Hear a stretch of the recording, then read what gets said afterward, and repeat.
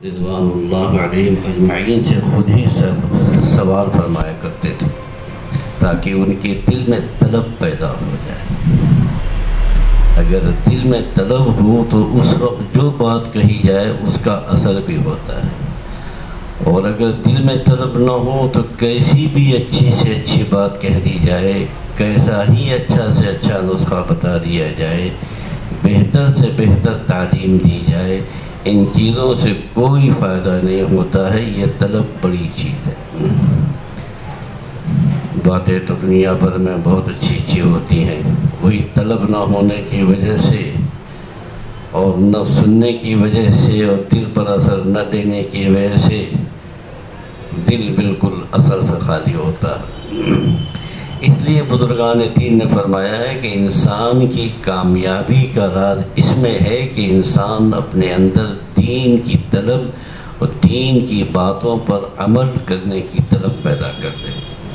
جب یہ طلب پیدا ہو جاتی ہے تو پھر اللہ تعالیٰ خود نواز دیتے ہیں۔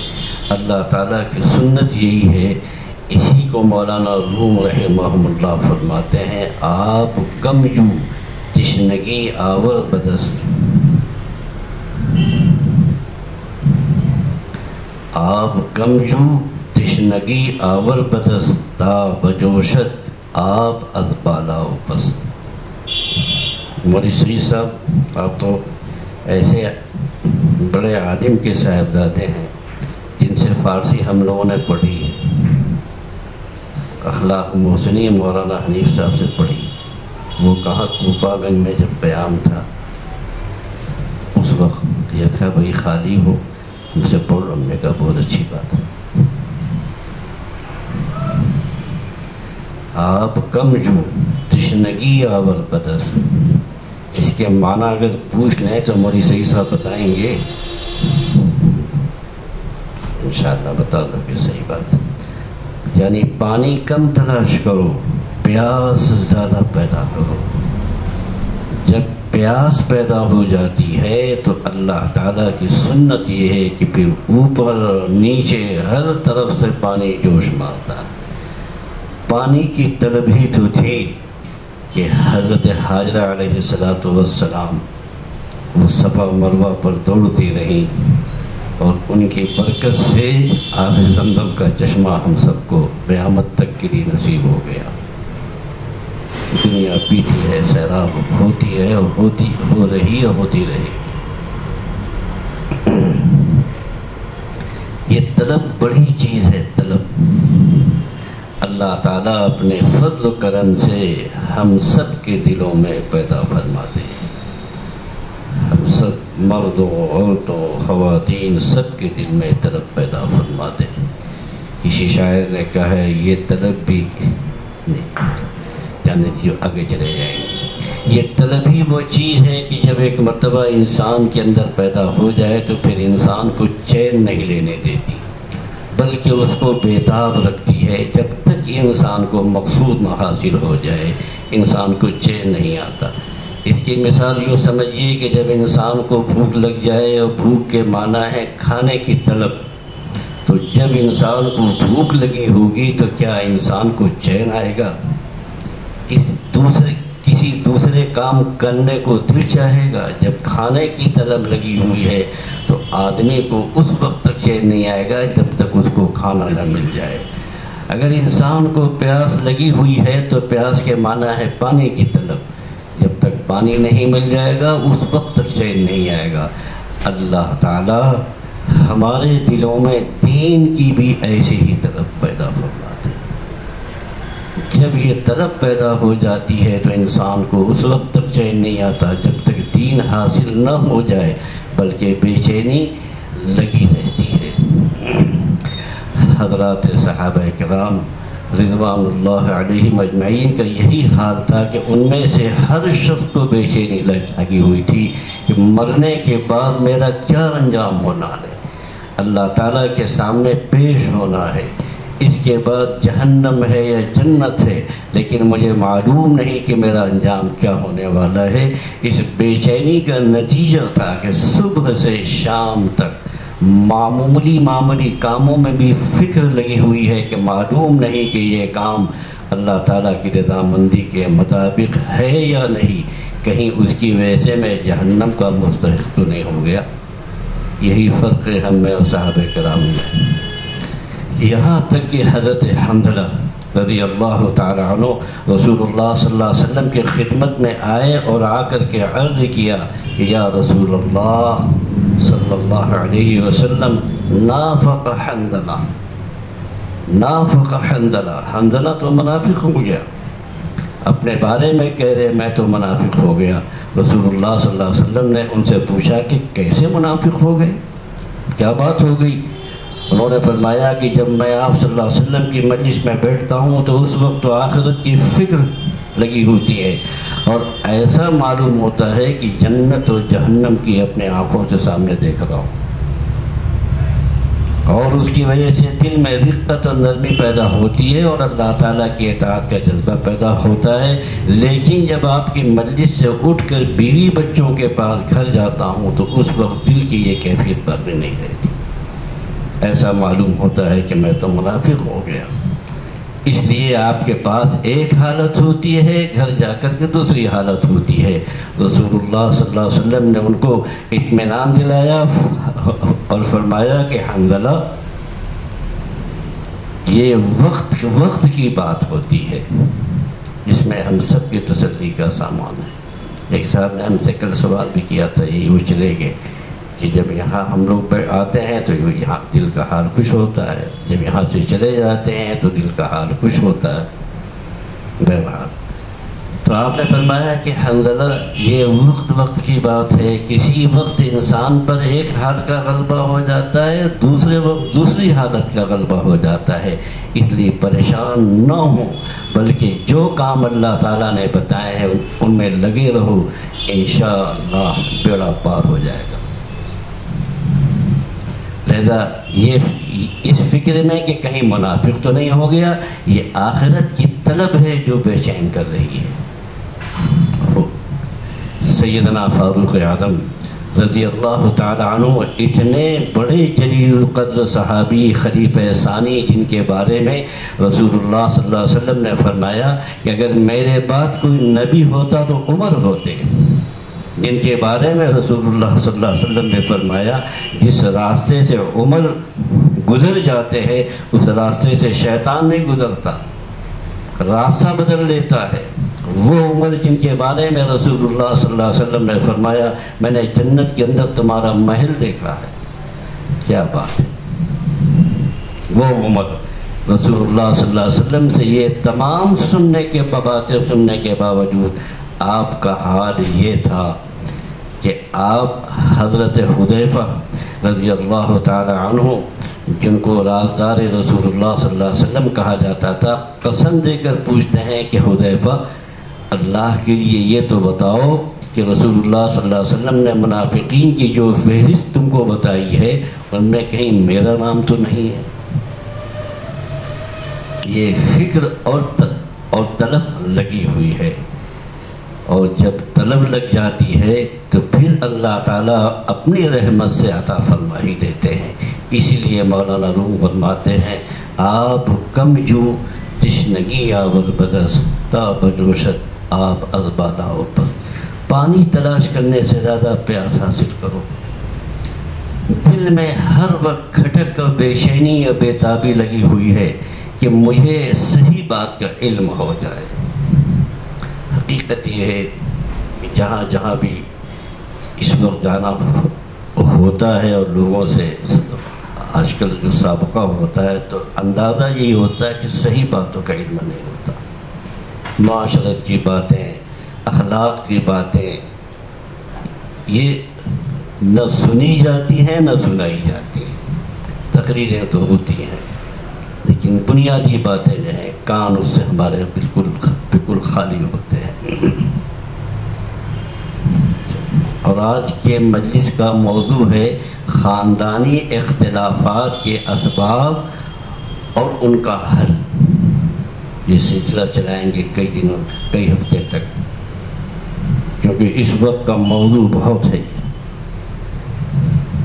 گھر گھر جھگڑا، گھر گھر فساد، ملک میں فساد، شہر میں فساد، گھروں میں گھس گیا فتنہ۔ حضرات کو قرآن و حدیث کی روشنی میں ہمارے اکابر نے جو باتیں کہی ہیں ان کو سننا چاہیے، اس سے روشنی ملتی ہے اور تسلی بھی ہوتی ہے۔ انشاءاللہ بس 12:30 تک ہم وقت بھی کریں گے، زیادہ وقت نہیں، تاکہ طلب باقی رہے، پیاس لگی رہے۔ پانی تلاش کرنے سے زیادہ پیاس کو پیدا کرو۔ دل میں ہر وقت کھٹک و بے چینی اور بیتابی لگی ہوئی ہے کہ مجھے صحیح بات کا علم ہو جائے۔ جب یہ طلب پیدا ہو جاتی ہے تو اللہ تعالیٰ اپنے فضل سے عطا فرمائی دیتے ہیں۔ ان کی سنت یہ ہے کسی سچے طالب کو جس کے دل میں طلب صادق ہو، آج تک اللہ تعالیٰ نے رد نہیں فرمایا۔ سچی طلبی تو تھی دین کی کہ عام خواتین کی طرح ایک مالدار خاتون حضرت خدیجہ بھی تھی رضی اللہ تعالیٰ عنہ، وہ حق کی تلاش تھی۔ رسول اللہ صلی اللہ علیہ وسلم کو نبوت سے پہلے انہوں نے پہچان لیا تھا، اور اسی طلب میں ہی ایک طلب تھی، حق کی تلاش تھی۔ اسی لیے نکاح کے بعد رسول اکرم صلی اللہ علیہ وسلم سے لپٹ کر رونے لگے کہ اللہ کے رسول، میرا اس نکاح سے مقصد کوئی اور نہیں تھا، میرا مقصد صرف یہ تھا کہ آپ کے اندر میں نے کچھ نشانیاں لی تھیں، مجھ کو یقین تھا کہ پیغمبر آخر الزمان آپ ہونے والے، بس آپ مرنے کے بعد قیامت کے دن مجھ کو نہ بھولیے۔ یہ ہے روایات، یہ تھی طلب اور تڑپ،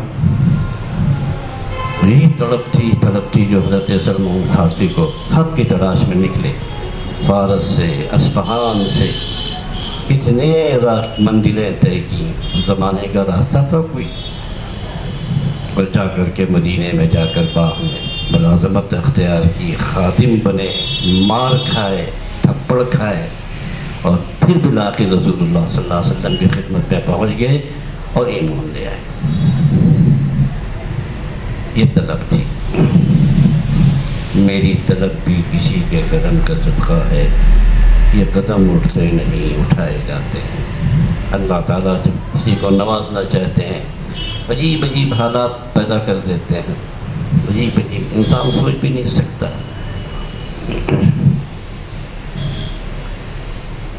رسول اللہ صلی اللہ علیہ وسلم کی تربیت کا انداز یہ تھا کہ آپ صحابہ کرام میں پہلے طلب پیدا فرماتے تھے، کیا میں تم کو یہ چیز نہ بتا دوں؟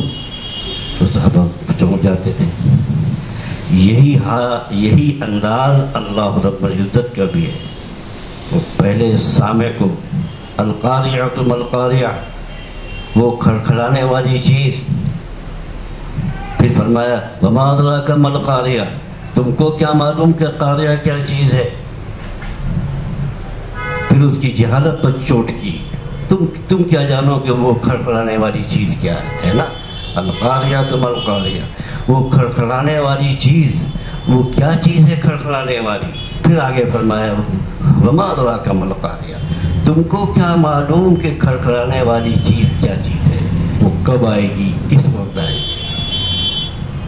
جب یہ انسان کے اندر تجسس پیدا کیا نا سوال کے ذریعے، یوم یکون الناس کالفراش المبثوث، وہ کھڑکھڑانے والی چیز وہ دن ہوگا جس دن انسان پروانوں کی طرح بکھرا ہوگا، اب اپنے حال بے حال، وتکون الجبال کالعہن المنفوش۔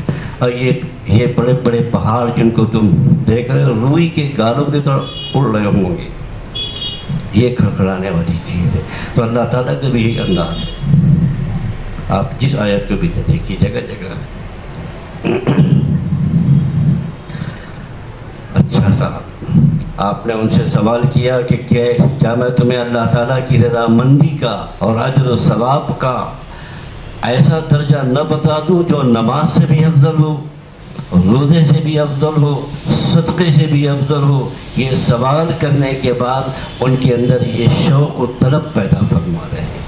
صحابہ کرام نے عرض کیا کہ اللہ کے رسول ضرور بتا دیے صلی اللہ علیہ وسلم. اتنے صحابہ کرام کو ہر وقت یہ دھن لگی ہوئی تھی کہ کون سی چیز ایسی ہے جو اللہ تعالیٰ کا قرب عطا کرنے والی ہے، ورنہ اللہ تعالیٰ کی رضامند اور اللہ تعالیٰ کی رضامندی عطا کرنے والی. اب تک روزے کی، نماز کی، صدقے کی فضیلت سن چکے تھے. رسول اللہ صلی اللہ علیہ وسلم نے فرمایا کہ نماز دین کا ستون ہے. اور ایک حدیث میں آپ نے فرمایا کہ اللہ تعالیٰ نے ارشاد فرمایا کہ بندہ نوافل کے ذریعے میرا قرب حاصل کرتا رہتا ہے. لا یزال العبد یتقرب الی، بندہ نوافل کے ذریعے میرا قرب حاصل کرتا رہتا ہے. جتنے نوافل زیادہ پڑھتا ہے وہ اتنا ہی میرے قریب ہوتا جاتا ہے. اب رمضان آتا ہے تو کہتے ہیں کہ 8 پڑھو، کہتے ہیں کہ یہی ثابت ہے، 20 مت پڑھو، وہ ثابت نہیں. اب یہ کہہ رہے ہیں 8 بھی ثابت نہیں، کچھ مت پڑھو، گھومو قرب ہو جائے گا، خوب گھومو. لا حول ولا قوت الا باللہ. یہاں اللہ تعالیٰ کہتے ہیں کہ یہ حدیث ہے، حدیث صحیح ہے. یہ آپ اس کا انکار نہیں کر سکتے. انکار کریں گے تو چلے جائیں گے کہیں اور پہ. آؤ بھی بیٹھو ادھر، اور خیر البشر سامنے. نام تو تمہارا خیر البشر ہے. تو اللہ تعالیٰ نے فرمایا کہ بندہ نوافل کے ذریعے میرا قرب حاصل کرتا رہتا ہے. جتنے نوافل زیادہ پڑھتا ہے اتنا ہی میرے قریب ہوتا جاتا ہے. یتقرب الی، یہاں تک کہ ایک درجہ ایسا آتا ہے کہ میں اس کی آنکھ بن جاتا ہوں جس سے وہ دیکھتا ہے. اسی کو حدیث میں کہا گیا اتقوا فراست المومن فإنه ينظر بنور اللہ تعالی. مومن کی فراست سے ڈرو اور بچو کیونکہ وہ اللہ کے نور سے دیکھتا ہے. اور ظاہری نہیں، وہ باطن بھی دیکھتا ہے کہ تمہارے دلوں میں کیا ہے. میں اس کا کان بن جاتا ہوں جس سے وہ سنتا ہے، میں اس کا ہاتھ بن جاتا ہوں جس سے وہ پکڑتا ہے. اللہ تعالیٰ اتنی قوت عطا فرما دیتے ہیں انہی نوافل کی برکت سے. ایمان کا وہ شعلہ بڑھتا ہے کہ سب روشن ہو جاتا ہے. اور جا کے صاحب ارے وہ فرض پڑھو بس، کے بعد یہ سنتوں کی کیا ضرورت ہے، چھوڑو یہ سب. یہ ثابت کہاں ہے؟ یہ بھی چلا ہوا ہے. جائیے دیکھیے جو لوگ بیچارے پڑھ رہے ہیں ان کی قدر کی. فرائض بس فرائض کو کچھ نہیں. یہ سب بزرگوں کی باتیں، خانقاہ کے والوں بات چھوڑو. یہ سب فرائض کے بعد مسجد خالی ہو جاتی. یہی ہوتا. اس کی نوسط یہی ہوئی.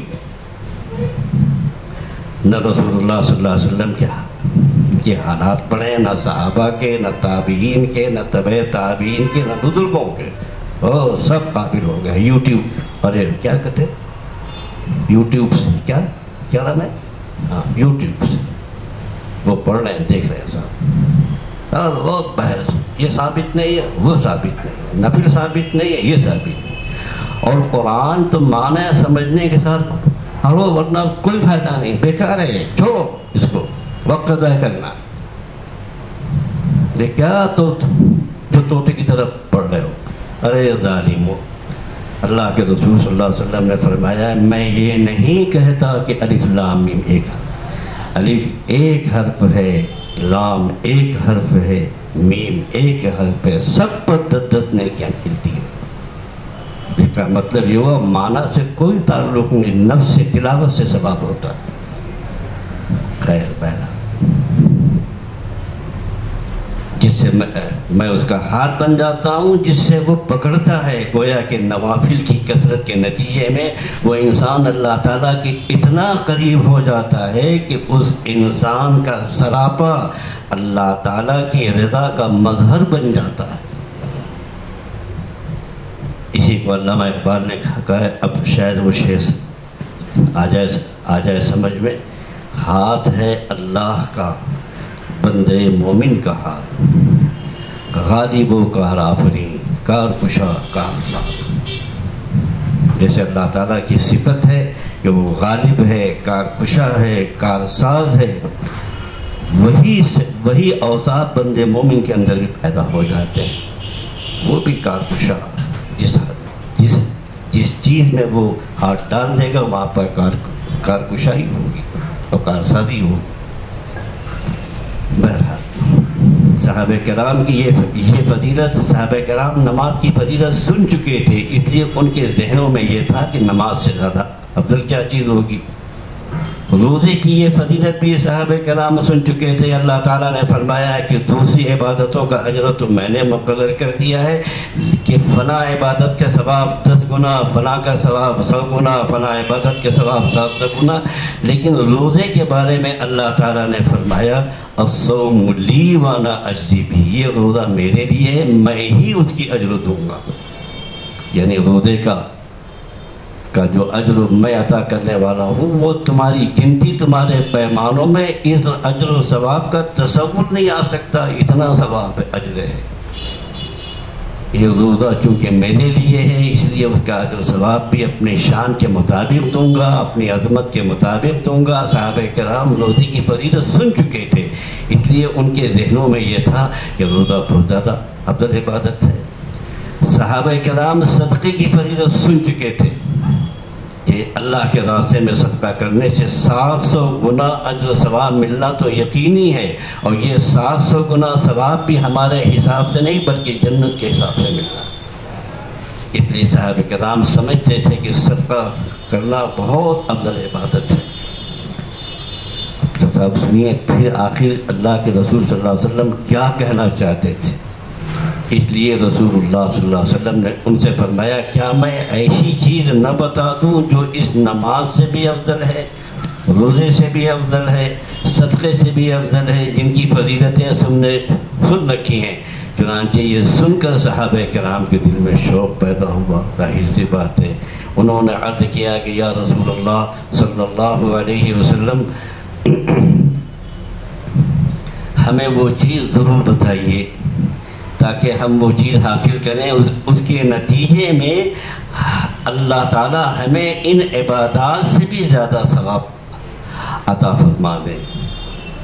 اس کے بعد آپ صلی اللہ علیہ وسلم نے جب یہ شوق پیدا کر لیا اور صحابہ کرام جو ہے ہم تن شوق ہو گئے کہ وہ چیز بتائی جائے، آپ نے فرمایا وہ چیز اصلاح ذات البین، اصلاح ذات البین ہے۔ یعنی اگر مسلمانوں کے درمیان، دو مسلمانوں کے درمیان ناچاقی، اختلاف اور کٹاؤ ہو گیا ہے، یا دو مسلمانوں کے درمیان جھگڑا ہو گیا ہے اور دونوں ایک دوسرے کی صورت دیکھنے کے روادار نہیں ہیں، تو اب کوئی ایسا کام کرو جس کے نتیجے میں ان کے درمیان جھگڑا ختم ہو جائے اور دونوں کے دل آپس میں مل جائیں اور دونوں ایک ہو جائے۔ تمہارا یہ عمل نماز سے بھی افضل ہے، روزے سے بھی افضل ہے، صدقے سے بھی افضل ہے۔ رسول اللہ صلی اللہ علیہ وسلم کے یہ انداز بیان تھا۔ جب شروع میں ابتدا میں سیرت خاتم الانبیاء اور کیا کیا تاریخ پڑھتے تھے تو جب یہ واقعہ آتا تھا کہ جناب رسول اللہ صلی اللہ علیہ وسلم کی وصال کے بعد ابھی آپ کی نماز جنازہ بھی نہیں ہوئی، تدفین سے پہلے اس صحابہ کرام سیدنا ابو بکر کیوں آخر وہاں چلے گئے اور جا کر کے وہاں پر صحابہ کرام کو جمع کیا اور اس مسئلے کو حل کیا۔ وہی تھا اصل میں کہ اختلاف پیدا نہ ہونے پائے، تدفین سے پہلے جا کر اس مسئلے کو حل کیا۔ مسئلہ تھا نا بہت مارکۃ العرب، وہاں پر انصار کو، مہاجرین کو، سب کو بلایا۔ پہلے نہیں سمجھ میں آتا تھا آخر کیا بات تھی، ارے حضور کی کیا کا انتقال ہوا ہے، سب آپے میں نہیں تھے، پھر یہ بات یہ سمجھ میں آئے گا۔ اصل میں یہ تھا کہ مسلمانوں کے درمیان اختلاف نہ ہونے پائے، وہ جھگڑے کو ختم کرنے کے لیے آپ تشریف لے گئے۔ لیکن ایک بات یاد رکھیں کہ اس حدیث میں نماز روزے سے نفلی روزے مراد ہے. مطلب یہ ہے کہ اگر ایک طرف تم ساری رات نفلیں پڑھتے رہو، سارا دن نفلی روزے رکھو، بہت سا مال نفلی صدقہ کرو، جن میں سے ہر کام بڑے فضیلت و ثواب کا ہے، لیکن دوسری طرف دو مسلمان بھائیوں کے درمیان جھگڑا ہے، وہی جھگڑے کی وجہ سے دونوں کے درمیان ناشاکی پیدا ہو گئی ہے. اس جھگڑے کو ختم کرنے کے لیے اگر تم تھوڑا سا وقت صرف کرو گے، ان کے تال اور ان کے دل اور گلے ملوا دو گے، ان کے درمیان محبت پیدا کر دو گے، تو صورت میں جو تم نے ساری نفلیں پڑھی تھیں، نفلی روزے رکھے تھے، سینکڑوں روپے نفلی صدقے کے طور پر دیے تھے، ان سب سے زیادہ اجر و ثواب تمہیں اس عمل میں حاصل ہو جائے گا. آپ اندازہ کریں کہ کتنی بڑی بات رسول اللہ صلی اللہ علیہ وسلم نے فرما دی ہے.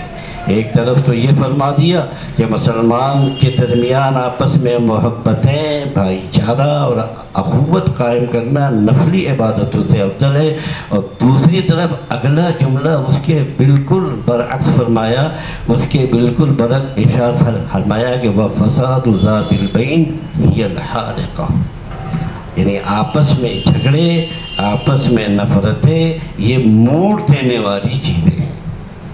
ایک دوسری حدیث میں اس کی تشریح کرتے ہوئے کہ جناب رسول اللہ صلی اللہ علیہ وسلم نے فرمایا، میں یہ نہیں کہتا کہ آپس کے جھگڑے تمہارے بالوں کو موڑنے والے ہیں، بلکہ یہ جھگڑے تمہارے دین کو موڑنے والے ہیں. کیونکہ جب آپس میں نفرتیں ہوتی ہیں، جھگڑے ہوتے ہیں، تو جھگڑے کی وجہ سے انسان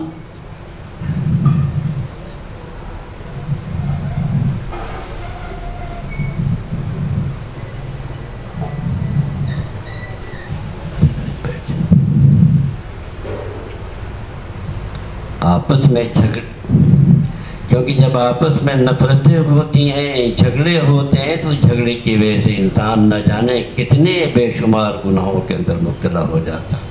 ان جھگڑوں کے نتیجے میں ایک دوسرے کی غیبت ہوتی ہے، ایک دوسرے پر بہتان لگایا جاتا ہے، ایک دوسرے کی اظہار ثانی ہوتی ہے، ایک دوسرے پر تہمتیں لگائی جاتی ہیں. یہ تو جھگڑے بے شمار گناہوں کا مجموعہ ہوتا ہے.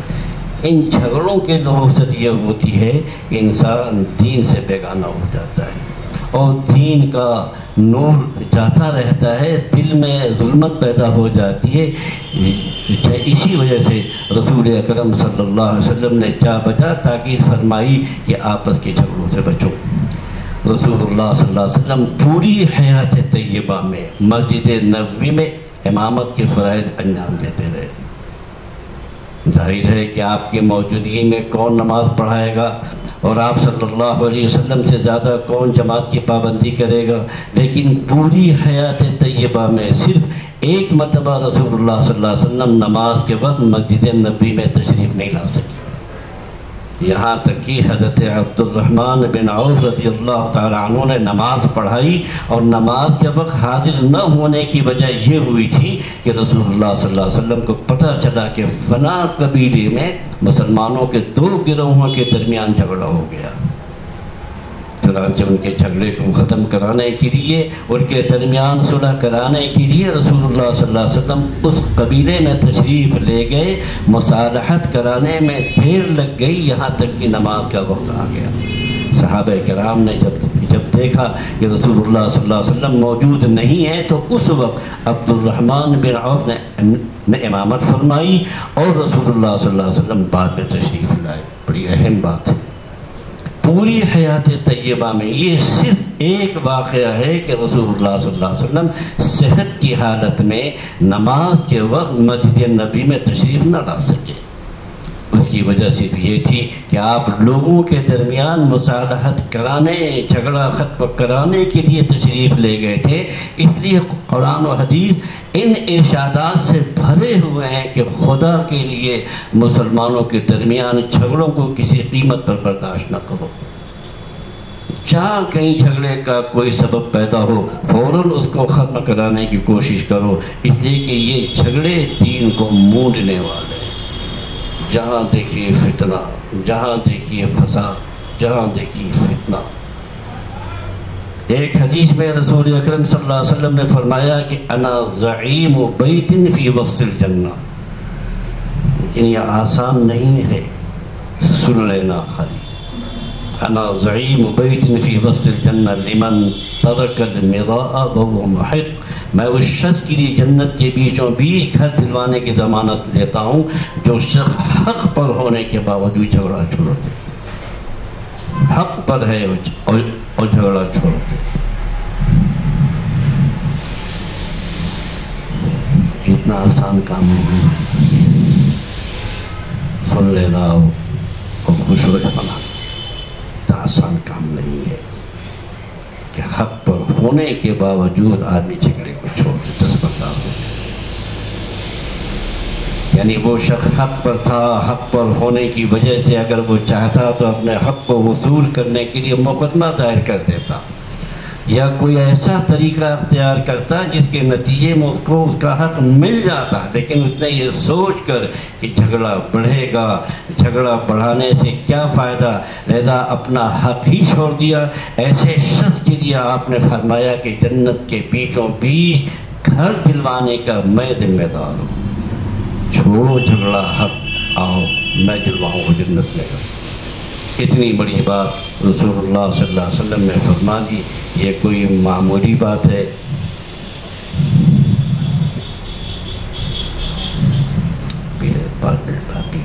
یہ ذمہ داری رسول اللہ صلی اللہ علیہ وسلم نے کسی دوسرے اعمال پر نہیں لی، لیکن حق پر ہونے کے باوجود جھگڑا چھوڑنے والے کے لیے یہ ذمہ داری لے رہے ہیں۔ اس کے ذریعے رسول اللہ صلی اللہ علیہ وسلم یہ تعلیم دے رہے ہیں کہ آپس میں اختلافات ختم کر دو، اللہ کے بندے بن جاؤ، آپس میں بھائی بھائی بن جاؤ، جھگڑے کے جو اسباب ہو سکتے ان کو بھی ختم کرو، اس لیے کہ اللہ تعالیٰ نے وحدت میں، اخوت میں، محبت میں ایک نور رکھا ہے۔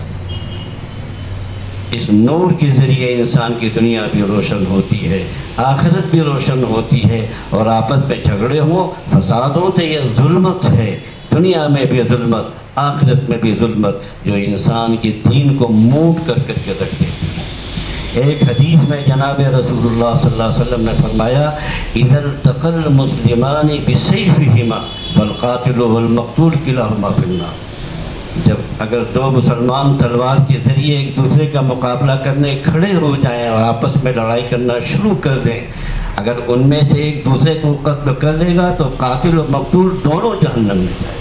اتنی سخت وعید۔ صحابہ کرام نے سوال کیا کہ اللہ کے رسول صلی اللہ علیہ وسلم، قاتل تو جہنم میں جائے گا کیونکہ اس نے ایک مسلمان کو ناحق قتل کیا، لیکن مقتول جہنم میں کیوں جائے گا؟ آپ نے فرمایا انہ کان حریصا علی قتل صاحبہ، کیونکہ یہ مقتول بھی اپنے مد مقابل کے کو مارنے کے ارادے سے چلا تھا، اسی لیے تلوار اٹھائی تھی کہ اگر میرا داؤ چل گیا تو میں مار دوں گا، لیکن اتفاق سے داؤ نہیں چلا بلکہ دوسرے کا داؤ چل گیا، اس لیے یہ مقتول بن گیا اور وہ قاتل بن گیا، اس وجہ سے یہ بھی جہنم میں وہ بھی جہنم میں۔ اس لیے فرمایا کسی مسلمان کے ساتھ لڑائی کا معاملہ ہرگز نہ کرو۔ ایک اور حدیث میں رسول اللہ صلی اللہ علیہ وسلم نے فرمایا اگر کوئی حبشی غلام بھی تم پر حاکم بن کر کے آ جائے، وَلَوْ كَانَ عَبْدًا حَبْشِيًّا، تو اس کے خلاف بھی تلوار مت اٹھاؤ جب تک وہ کفر بواح کا ارتکاب نہ کرے، کیونکہ اگر تم اس کے خلاف تلوار اٹھاؤ گے تو کوئی تمہارا ساتھ دے گا، کوئی دوسرے کا ساتھ دے گا، اس کے نتیجے میں مسلمان جو دو گروہ میں تقسیم ہو جائیں گے اور ان کے درمیان منافرت پیدا ہو جائے گی۔ مسلمانوں کے درمیان افتراق و انتشار و ناچاکی کو رسول اللہ صلی اللہ علیہ وسلم نے کسی قیمت پر بھی برداشت نہیں فرمایا ہے۔ آپ نے فرمایا کون عباد اللہ اخوانا، اللہ کے بندوں آپس میں بھائی بھائی بن جاؤ، ہے تو سب کچھ مگر عمل تو کچھ بھی نہیں ہے۔ آپس میں دین کا کام کرنے اور سب دین کا کام کر رہے ہیں، سب دین کا، سب دعوت کا کام کر رہے ہیں اور سب ایک دوسرے کے مخالف ہیں، سب کہتا کہ ہم حق پر ہے، وہ حق پر نہیں، وہ دین کا کام نہیں کر رہا، ہم جو کر رہے ہیں۔ اسی کا سارا جھگڑا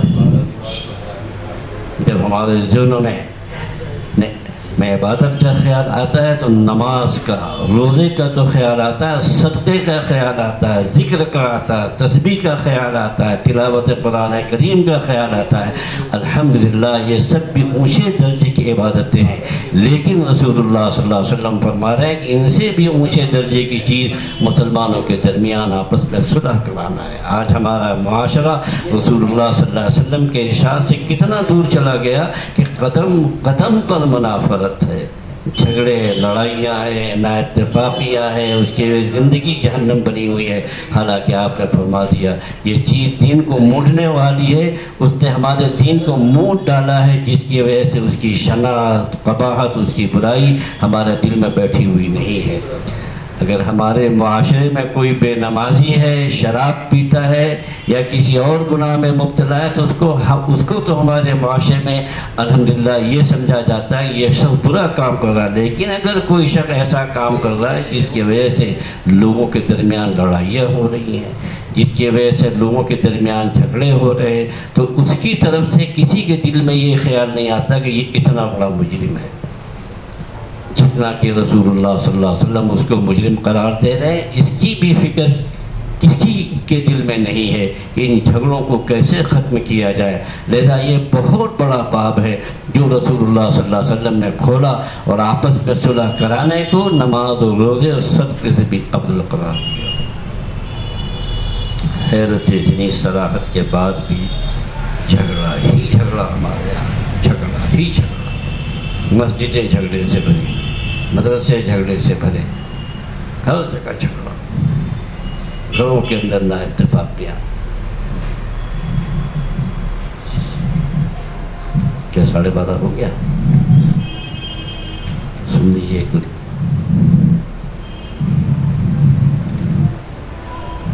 اچھا سا یہاں تک کر دے گا بھی ختم ہوگا۔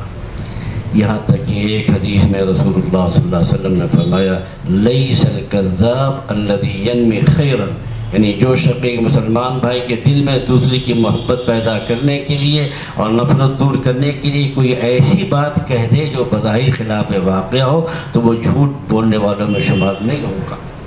مثلاً ایک شخص کو معلوم ہوا کہ فلاں دو مسلمان بھائیوں کے درمیان جھگڑا ہے، دونوں ایک دوسرے سے نفرت کرتے ہیں، یہ شخص چاہتا ہے کہ دونوں کے درمیان محبت ہو جائے۔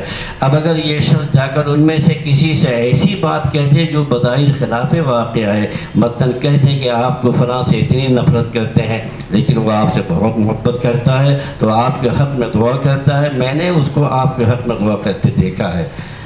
اب اگرچہ اس کا نام لے کر دعا کرتے ہوئے دیکھا نہیں تھا، لیکن دل میں یہ نیت کر لی کہ وہ یہ دعا تو کرتا ہی ہوگا، یا ربنا آتنا فی الدنیا حسنہ وفی الآخرۃ حسنہ وقنا عذاب النار، جس کے معنی یہ ہے کہ اے ہمارے رب ہم کو دنیا میں بھی اچھائی عطا فرما اور آخرت میں بھی اچھائی عطا فرما۔ لفظ ہم میں سارے مسلمان داخل ہو گئے، یہ سوچ کر کے اسے کہہ دے۔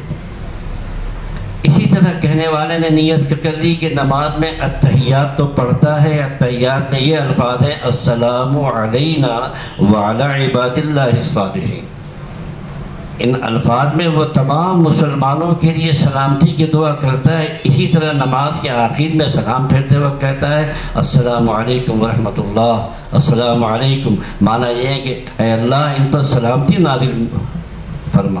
اور فقہاء کرام نے فرمایا ہے کہ جب آدمی نماز کے آخر میں دائیں طرف سلام پھیرے تو سلام پھیرتے وقت یہ نیت کر لے کہ دائیں طرف جتنے ملائکہ ہیں، جتنے جنات ہیں اور مسلمان ہیں، ان سب کے لیے سلامتی کی دعا کرتا ہوں۔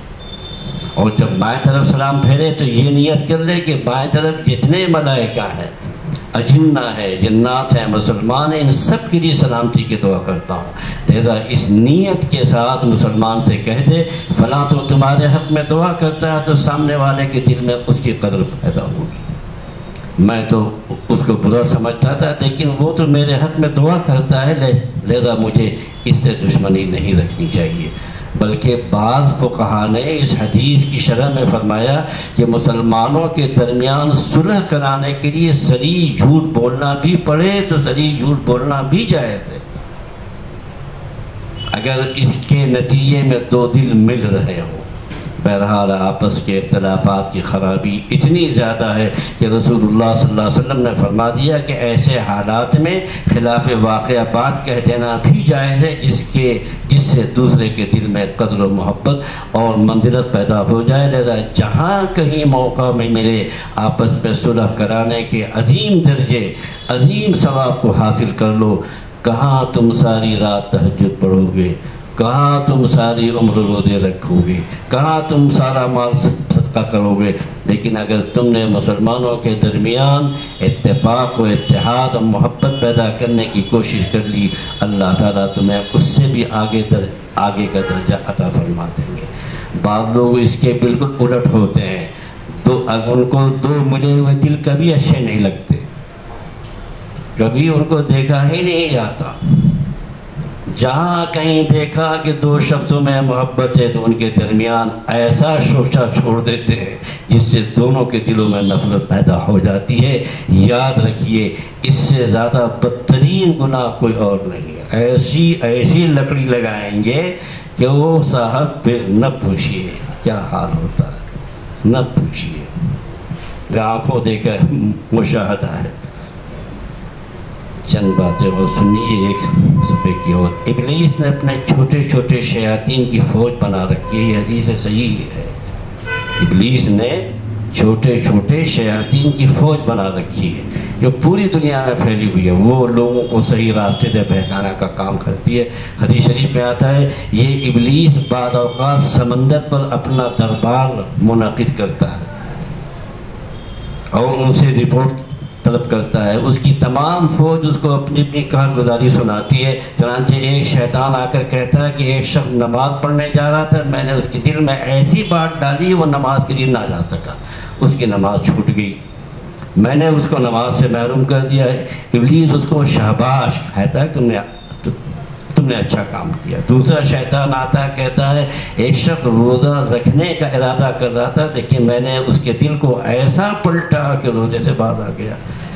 ابلیس اس کو شاباشی کہتا تم نے اچھا کام کیا. اس کے بعد تیسرا شیطان آتا ہے اور کہتا ہے کہ فلاں شخص صدقہ خیرات کرنا چاہتا تھا، میں نے اس کے حالات ایسے کر دیے کہ وہ صدقہ کرنے سے رک گیا.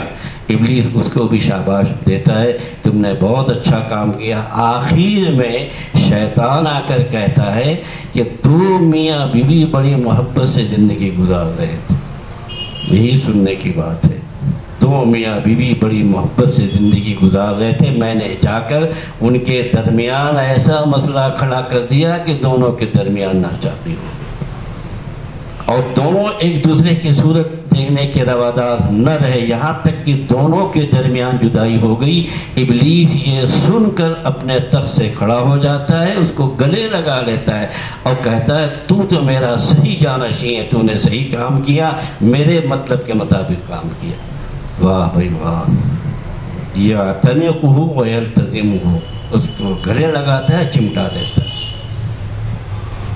بہرحال شیطان کا سب سے بڑا حربہ، سب سے کامیاب ترین منصوبہ یہ ہوتا ہے کہ لوگوں کے دلوں میں نفرتیں پیدا کرے. لہذا جن لوگوں کی یہ عادت ہوتی ہے کہ اچھے خاصے رہتے بستے لوگوں کے درمیان محبت کرنے والے دوستوں کے درمیان منافرت پیدا کر دیتے ہیں، ادھر کی بات ادھر لگاتے ہیں، لگاوا جوئی شروع کر دیتے ہیں. انہوں نے ایک لفظ استعمال کیا، لگاوا جوئی، یعنی لگائی بجائی. اس حدیث کے روح سے بہت خطرناک جرم کا ارتکاب کر رہے ہیں. نماز روزے سے روک دینا بھی شیطانی عمل ہے، لیکن یہ ایک ایسا شیطانی عمل ہے کہ ابلیس اس سے بہت خوش ہوتا ہے. اللہ تعالیٰ ہر مسلمان مرد عورت کو اس سے محفوظ رکھے، لہذا اس سے بچنے کی فکر کرنی چاہیے. اب سوال یہ ہے ان جھگڑوں کو سے کیسے بچیں، یہ سن لیجیے بس. اور آپس میں محبتیں کیسے پیدا ہوں، یہ آپس میں اختلافات کیسے ختم ہوں. اس لیے رسول اللہ صلی اللہ علیہ وسلم نے امت کو بڑی باریک بینی سے ہدایت عطا فرمائی ہے. ان ہدایات میں سے ایک ہدایت آپس میں محبت پیدا کرنے والی ہے اور آپس کے جھگڑوں کو ختم کرنے والی ہے. لیکن ان ہدایات کے بیان کرنے سے پہلے ایک اصولی بات سمجھ لیں. اصولی بات یہ ہے کہ آپس کے جھگڑے ختم کرنے، آپس میں محبت پیدا کرنے، آپس میں اتحاد پیدا کرنے کی ایک خاص شرط ہے. جب تک وہ شرط نہیں پائی جائے گی اس وقت تک جھگڑے دور نہیں ہوں گے. آج ہر طرف سے آواز بلند ہو رہی کہ مسلمانوں میں اتحاد ہونا چاہیے، جھگڑے ختم ہونے چاہیے، حتیٰ کہ جو لوگ جھگڑوں کا بیج بونے والے وہ بھی اتفاق و اتحاد کا نعرہ لگاتے ہیں، وہ زیادہ لگاتے ہیں، لیکن پھر بھی اتحاد و اتفاق قائم نہیں ہوتا، کیونکہ اس کے بارے میں ایک مرد درویش کی بات سن لیجیے جس نے اس بیمار کی دکھتی ہوئی رگ پر ہاتھ رکھ کر اس بیماری کی تشخیص کی۔ وہ مرض کی صحیح تشخیص ہمیشہ اللہ والے ہی کرتے ہیں۔ جہاں آج کل کہا جا رہا وہاں مت جاؤ، خانقاہوں کی کیا ضرورت ہے، وہاں کیا جاتے ہو، وہاں کیا جاتے ہو، اب کیا ضرورت ہے؟ کیونکہ بیماری کی صحیح تشخیص، اس کا صحیح علاج اللہ تعالیٰ اپنے نیک بندوں کے قلوب پر وارد فرماتے ہیں۔ وہ کیا ہے وہ سن لیجیے، اس کے بعد آپ کا وہ ختم ہو گیا۔ ہمارے سید الطائفہ شیخ المشائخ حضرت حاجی امداد اللہ مہاجر مکی قدس اللہ سرہ، جو ہمارے شیخ کے شیخ کے شیخ ہیں، یعنی حضرت تھانوی رحمۃ اللہ علیہ کے شیخ، اگر ان کے حالات پوچھئے تو وہ کسی مدرسے کے فارغ التحصیل بھی نہیں تھے، باقاعدہ باضابطہ سند یافتہ عالم بھی نہیں تھے، صرف کافیہ اور قدری تک کتابیں پڑھے ہوئے تھے حضرت۔ لیکن جب اللہ تعالیٰ کسی بندے پر معرفت کے دروازے کھولتے ہیں تو ہزار علم و تحقیق کے شناور اس کے آگے قربان ہو جاتے ہیں۔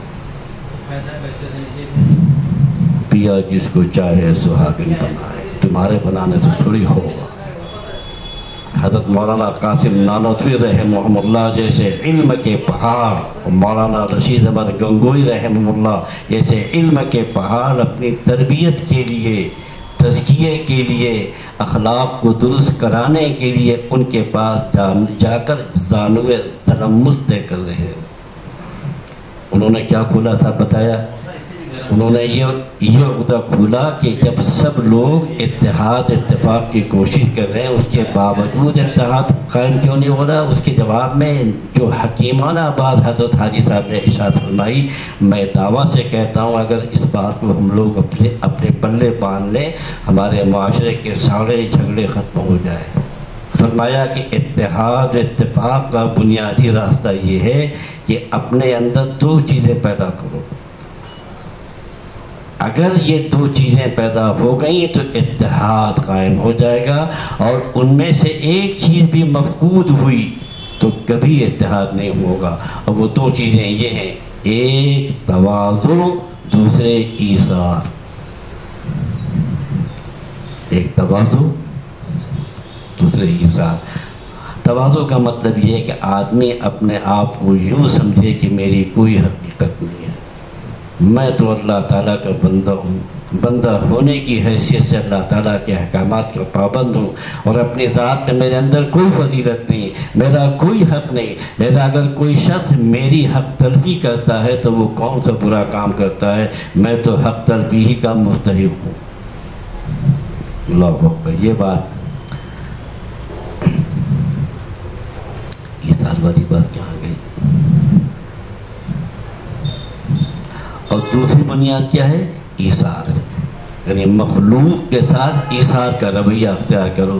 ایثار کے معنی یہ ہے کہ دل میں یہ جذبہ ہو کہ میں اپنی رحمت کی قربانی دوں اور اپنے مسلمان بھائی کو راحت پہنچاؤں، میں خود تکلیف اٹھا لوں لیکن اپنے مسلمان بھائی کو تکلیف سے بچا لوں، خود نقصان اٹھا لوں لیکن اپنے مسلمان بھائی کو نفع پہنچاؤں۔ یہ ہے ایثار۔ یہ ایثار کا جذبہ اپنے اندر پیدا کر لو۔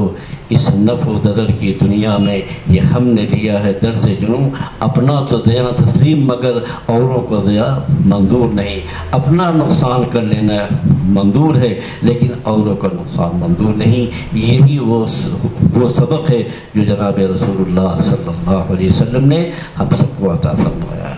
اللہ تعالی ہم سب کو ان تعلیمات پر عمل کرنے کی توفیق عطا فرمائے۔